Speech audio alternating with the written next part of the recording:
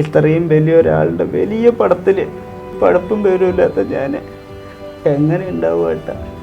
ഈ ഒന്നുമല്ലാത്തവനെ ദിവസം ഞാനിരുന്ന് കരയായിരുന്നു. പിന്നെ വീട്ടിൽ ഒരു കമ്പി വീട്ടിലുണ്ട്, ലൈൻ കമ്പിയിലിട്ട ഒരൊറ്റ ഷോക്കിൽ തീരുമല്ലോ എന്ന് വിചാരിച്ച് സത്യമായിട്ടാണ്. സിനിമയാണ് നമ്മുടെ ജീവിതത്തിന്റെ അവസാനം. രണ്ട് ആഗ്രഹങ്ങളും സ്വപ്നങ്ങളൊക്കെ എനിക്ക് മനസ്സിലായി. ഈ സിനിമയിൽ അഭിനയിക്കണം എന്ന് പറയുമ്പോൾ ആളുകൾ എന്താ പറയുന്നത്? സിനിമയിൽ അഭിനയിക്കണം എന്ന് പറയുമ്പോൾ എന്തും പറഞ്ഞ കളിയാക്കുന്ന ഈ തടിയുള്ളത് കൊണ്ട് എങ്ങനെ സിനിമയിൽ കിട്ടും, ബുദ്ധിയില്ല പഠിപ്പില്ല എന്നൊക്കെ പറഞ്ഞിട്ടാണ് ആൾക്കാർ കളിയാക്കുന്നത്. അതാണ് അങ്ങനെ വിജയണ്ണൻ്റെ സങ്കടം തോന്നുന്നില്ല. പിന്നെ അത് ഭയങ്കര ഇതാണ്. പിന്നെ ഒരു ദിവസം ഇന്ന ആളെന്ന് ഞാൻ പറയുന്നില്ല. ഒരു ദിവസം ഞാൻ നമ്മുടെ ബന്ധത്തിൽപ്പെട്ട ഒരാളുടെ വീട്ടിൽ ഒരു പരിപാടിക്ക് പോയപ്പോൾ ഒരാൾ പറഞ്ഞു, ഞാനൊക്കെ സിനിമയിൽ പോയി എന്നെയൊക്കെ കണ്ടല്ലോ, നിന്നെയൊന്നും കണ്ടില്ലല്ലോ എന്നൊക്കെ പറഞ്ഞു. ഞാൻ ആരെന്ത് പറഞ്ഞാലും ഞാൻ അവരുടെ അടുത്ത് കൂടുതൽ അങ്ങനെ ഇതിന് നിൽക്കില്ല, ഒന്നും പറയാൻ നിൽക്കില്ല, ദൈവമേ പറഞ്ഞിട്ട് പോവുള്ളൂ. അപ്പോൾ ഇങ്ങനെ ഒരു ദിവസം, അപ്പോൾ അത് കഴിഞ്ഞ് കുറച്ച് ദിവസം കഴിഞ്ഞ് വേറൊരു പരിപാടിക്ക് ആൾ കണ്ടപ്പോൾ ഞാൻ ആദ്യമായിട്ട് ഞാനൊരു പടത്തിന് ഞാൻ എല്ലാ പടത്തിനും മുമ്പ് കുറച്ച് നമുക്ക് അവിടെ പ്രൊഡക്ഷൻ യൂണിറ്റിൽ അവൻ്റെയൊക്കെ നമ്പർ വാങ്ങി വയ്ക്കും. അപ്പോൾ എന്നെ സഹായിക്കാൻ ഒരു ഏട്ടനുണ്ട്, പ്രദീപ് പറഞ്ഞിട്ട്, മണ്ണാർക്കാടുള്ളതാണ്. പ്രദീപ് ഏട്ടനെ വിളിച്ചു, എവിടെ ഏട്ട പടം? അപ്പോൾ പറഞ്ഞു, ഇവിടെ എന്താണ് വടക്കഞ്ചേരിയിൽ സുരേഷ് ഏട്ടൻ്റെ പടം നടക്കണം, മേഘമൂസ. അപ്പോൾ അവിടെ പോയി കണ്ട് എനിക്ക് അതിലൊരു സുരേഷ് ഏട്ടൻ്റെ കൂടെ തൊട്ടടുത്തിരുന്നൊരു ചെറിയ ഡയലോഗായിട്ട് കരീഷ് ഏട്ടനോ ഇവരൊക്കെ ആയിട്ട് എനിക്കത് ചെയ്യാൻ പറ്റും, സുരേഷ് സാറിൻ്റെ. അപ്പോൾ എനിക്ക് അങ്ങനെ അത് ചെയ്തിട്ട് ഞാൻ അവരുടെ അടുത്ത് ആ വീഡിയോ കാണിച്ചു കൊടുക്കാനൊക്കെ പറ്റി. ഇതേപോലെ ഞാൻ ഒരു ദിവസം രാജസ്ഥാനിലേക്ക് പോയി, ജൂനിയർ ആർട്ടിസ്റ്റായിട്ട് ഞാൻ പോകുന്നുണ്ട്. രാജസ്ഥാനിൽ മലയക്കോട്ട ബാലുവിന് ഷൂട്ടിങ്ങിന് വേണ്ടി ഞാൻ പോയിട്ടുണ്ട്. അപ്പോൾ അവിടെ പോയി അങ്ങനെ കുറച്ച് ദിവസം നിൽക്കുമ്പോൾ ഒരു ദിവസം ഇങ്ങനെ ഇരിക്കുമ്പോൾ ഞാൻ ചെന്നൈയിലൊരു ഓഡീഷന് പോയിരുന്നു. അപ്പോൾ എനിക്കൊരു കോള് വരികയാണ്. ആ കോള് വരുമ്പോൾ ഇങ്ങനെ ഉണ്ണിക്കണ്ണനല്ലേ പറഞ്ഞു, 2-3 ദിവസമായി വിളിച്ചിട്ട് എന്ന് പറഞ്ഞു. 2-3 ദിവസമായിട്ട് വിളിച്ച് എടുക്കുന്ന റേഞ്ച് ഇല്ല പറഞ്ഞിട്ട്. അപ്പോൾ ഞാൻ അത് എടുത്തപ്പോൾ അല്ല ഉണ്ണിക്കണ്ണനാണ് പറഞ്ഞു. ഉണ്ണിക്കണ്ണ 36 ദിവസം തമിഴിൽ ഒരു പടമുണ്ട്, വലിയ പടമാണ്.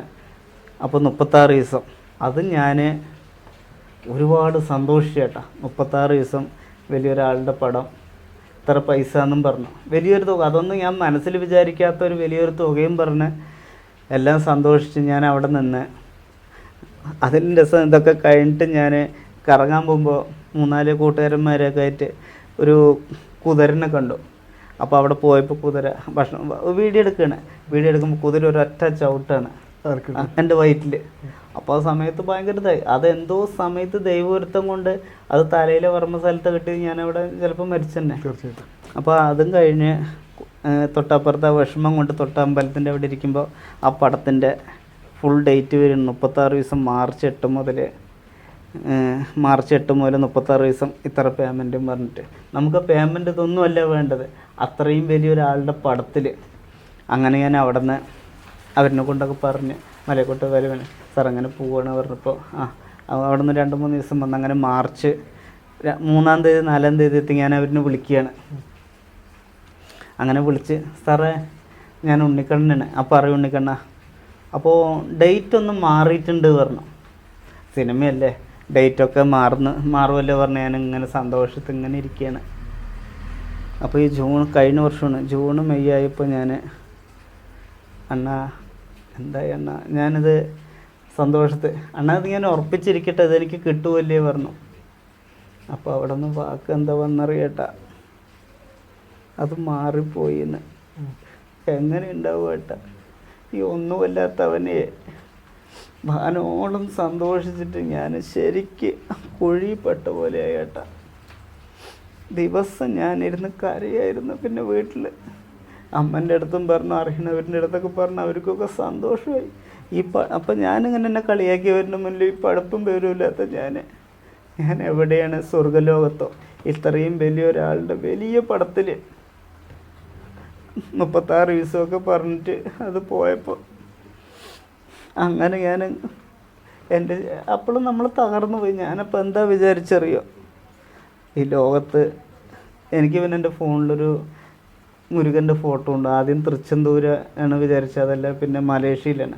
അപ്പോൾ അവിടെ ഒന്ന് പോകണം. മുരുകൻ്റെ ഫോട്ടോ ഡെയിലി ഒരു ഉമ്മം കൊടുക്കും, അവിടെ നിന്ന് ഉമ്മം കൊടുക്കും. പിന്നെ വേളാങ്കണ്ണി, പിന്നെ അജ്മീർ. അപ്പോൾ ഇങ്ങനെയൊക്കെ ആഗ്രഹമുണ്ട്. അപ്പോൾ ഇതൊക്കെ നടന്നു മുരുക എന്നൊക്കെ പറഞ്ഞ് അവിടെ നിന്നൊക്കെ ഇങ്ങനെ വന്നിട്ട് പെട്ടെന്ന് ഇത് പോയപ്പോൾ ഇങ്ങനെ ദിവസം കരയായിരുന്നു വീട്ടിൽ കിടന്നിട്ട്. ഞാൻ അങ്ങനെ ഇരിക്കുന്ന സമയത്താണ് നമ്മൾ തകർന്നു പോയി. ഈ പടം പോയി, എല്ലാം പോയി, വർക്കും ഇല്ല, എല്ലാവരിനെ കൊണ്ടും പറഞ്ഞ്. ഉണ്ണിക്കണ്ണ അങ്ങനെ ഒരു സിനിമയിൽ കിട്ടിയില്ലെങ്കിൽ തകർന്നു പോകാനുള്ളതാണോ നമ്മുടെ ജീവിതം? ജീവിതം അങ്ങനെയല്ല ഏട്ടാ. ഇത്രയും വലിയൊരു പടത്തിൽ പറഞ്ഞിട്ട് ഏട്ടാ 36 വയസ്സൊക്കെ വലിയൊരു ആളുടെ പടത്തിൽ അത് കഴിഞ്ഞാലും ഉണ്ണിക്കണ്ണന് ഒരു ജീവിതമില്ലേ? ഞാൻ ചോദിക്കുന്നത് സിനിമയാണോ നമ്മുടെ ജീവിതത്തിന്റെ അവസാനം? ഉണ്ണിക്കണ്ണന്റെ ആഗ്രഹങ്ങളും സ്വപ്നങ്ങളൊക്കെ എനിക്ക് മനസ്സിലായി. പക്ഷെ ഞാൻ ചോദിക്കുക, എങ്കിൽ പോലും നമുക്ക് നമ്മുടെ അച്ഛനും അമ്മയും ഒക്കെ നമ്മളിങ്ങനെ ഉണ്ണിക്കണ്ണൻ ഇങ്ങനെ ഒരു ഇത് മരിക്കും എന്നൊക്കെ പറയുമ്പോൾ നമുക്കും മനസ്സിലായി ഉണ്ണിക്കണ്ണൻ ഞാൻ പറയുന്നത്. അത് അങ്ങനെ ഒരു കാര്യത്തിന് കളയാനുള്ളതാണോ ജീവിതം? അതല്ല, ജീവിതമൊക്കെ എനിക്ക് തോന്നണത് ഇത്രയും വലിയൊരിത് പോയിട്ട് നമ്മൾ തകർന്നു പോയിരിക്കുകയായിരുന്നു.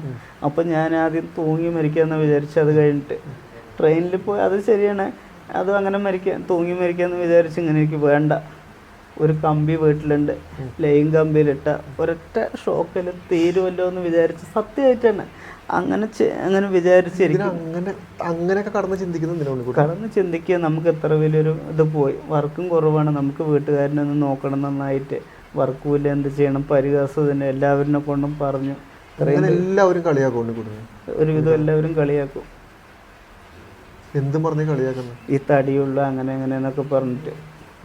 അപ്പോൾ ഉണ്ണിക്കുട്ടൻ അവരോട് എന്ത് പറയും? ഞാനൊന്നും പറയാൻ പോവില്ല, ഒന്നും പറയില്ല. അങ്ങനെ തടിയുള്ള ആൾ പറഞ്ഞിട്ട് ഞാൻ അവരുടെ മുന്നിൽ തന്നെ ഞാൻ പണിത് കാണിച്ചു കൊടുത്തു. ശരി. എന്നിട്ട് അങ്ങനെ ഇരിക്കുമ്പോൾ ഒരു ദിവസം പ്രദീപേട്ടൻ വിളിക്കുകയാണ്, ഉണ്ണിക്കണ്ണ ഒരു പടത്തിൻ്റെ ഓഡീഷൻ ഉണ്ടെന്ന്.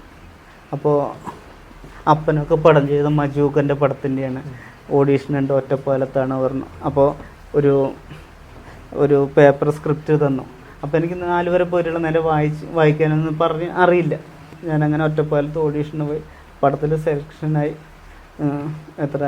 ആദ്യം 7 ദിവസം പറഞ്ഞു, പിന്നെ 16 ദിവസം പടത്തിലുണ്ടായി. അങ്ങനെയാണ് പെരുമാനിയിൽ ഞാൻ വരുന്നത്. അങ്ങനെയാണ്. അപ്പോൾ ദൈവം മരിക്കണമെന്ന് വിചാരിച്ച് തകർന്നു പോയ ഒരാളിനെ നമ്മൾ എന്തെങ്കിലും കേട്ട് മരിക്കണമെന്ന് വിചാരിച്ചു കഴിഞ്ഞാൽ നമ്മളത് ഒരിക്കലും ചെയ്യരുത്. ജീവിതത്തിൽ അതെൻ്റെ പല പ്രശ്നങ്ങളിൽ ഞാനത് മനസ്സിലാക്കി. എന്ത് പ്രശ്നം വന്നാലും ഒരു മനുഷ്യൻ തകർന്നു പോയാൽ ആ നിമിഷം ദൈവത്തിൻ്റെ രൂപത്തിൽ ആരെങ്കിലും നമ്മളെ വന്ന് കയ്യിലൊന്ന് പിടിച്ച് എല്ലാം മാറിപ്പോകുന്നു. അങ്ങനെയാണ് എനിക്ക് ആ പടത്തിൽ പെരുമാനിയിൽ കിട്ടുന്നത്. കൂടുതൽ വാർത്തകളും വിശേഷങ്ങളും നിങ്ങളിലേക്ക് എത്താൻ ABC മലയാളം സബ്സ്ക്രൈബ് ചെയ്യുക, ബെൽ ബട്ടണും അമർത്തുക.